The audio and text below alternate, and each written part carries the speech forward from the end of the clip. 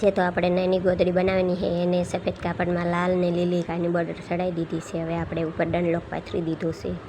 આ રીતનો ડનલોક પાથરીને ઉપર અમે ઈંટ ઉપર ગોઠવી દીધી છે જેથી કાપડ ખસે નહીં.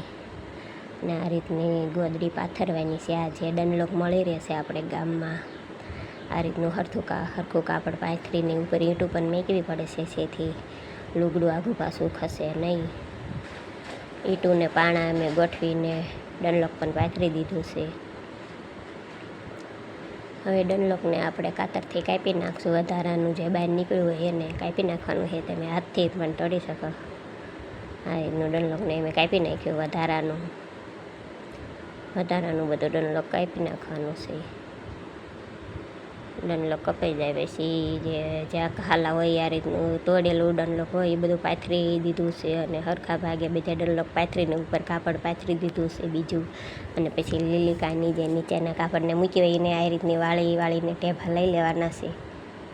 આ રીતની નીચેથી ઉપર લાવીને વાળીને ટેભા લઈ લેવાના. આરે તો કાની સરસ મજાની કાની તમારી બની જશે. તમારે પણ ગોદડી શીખવી હોય તો વિડીયો જોતા રહેજો. આ રીતની કાની અડધે પડી ગઈ છે. હવે હોયથી નિશાન કરીને મેં ડિઝાઇન પાડવી છે ગોદડીમાં.